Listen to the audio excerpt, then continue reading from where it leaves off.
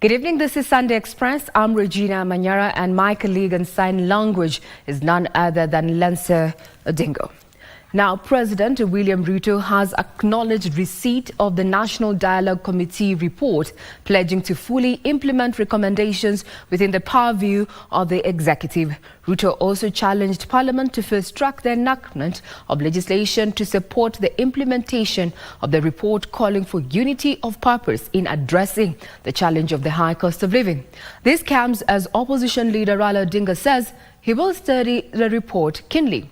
Gladys Mungai brings us the highlights from the report that is likely to attract debate as it heads to Parliament. The journey to develop the 267-page National Dialogue Committee Report 2023 began on the 29th of August 2023.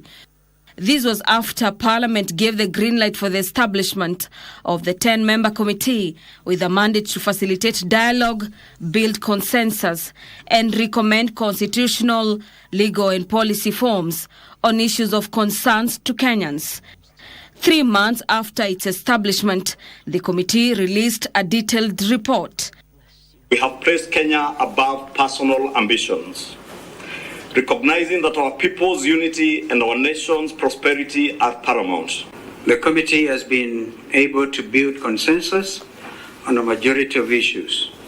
However, there is a divergent opinion on a few issues that have been referred to the leadership of the two coalitions for further consideration.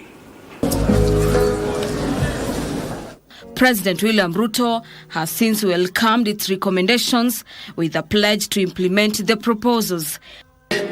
All the recommendations they have made, they are practical. We are going to work on those recommendations to reduce in areas they have recommended, to do whatever they have recommended in Parliament. Those that belong to the executive, I will make sure that we execute without any delay. At the same time, Ruto called for unity, urging Parliament to put in place the necessary legislation to support implementation. The job of the rest of us as Kenyans now is to unite and move together into the future, to build our country, to build the unity of the citizens of our country, and to work on our economy.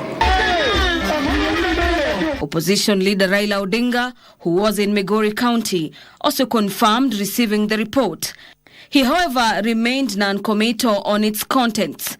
The report recommends legislative changes that will see development and changes to 9 bills, namely the introduction of the Leader of the Opposition Bill 2023 and amendments to the following bills: the Constitution of Kenya, Independent Electoral and Boundaries Commission, Elections Bill, Election Offences, Ethics and Anti-Corruption Commission, the Statutory Instruments Bill, the Political Parties and the National Government Coordination Amendment Bill. Among the proposals that could require constitutional changes are the creation of the office of the official leader of the opposition, entrenchment of the office of the Prime Cabinet Secretary, increase of the period to determine a presidential petition from 14 to 21 days, entrenchment of the National Government Constituency Development Fund, the National Government Affirmative Action Fund, and the Senate Oversight Funds into the Constitution. The committee has also agreed on the restructuring and reconstitution of IEBC, boundaries delimitation, and the audit of the 2022 presidential elections. Never again will political contestations in our country become a theater for animosity or hatred. Other salient recommendations include rationalizing government expenditure by reducing travel allowance budget by 50%, reviewing the national tax policy, governance issues such as legislative intervention to guide the impeachment of governors, and fidelity to the political parties as well as coalitions.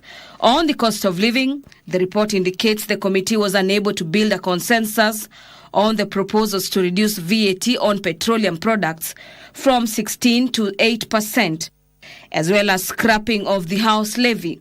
The committee was formulated following street protests over the 2022 presidential outcome. For Sunday Express, I'm Gladys Mungai.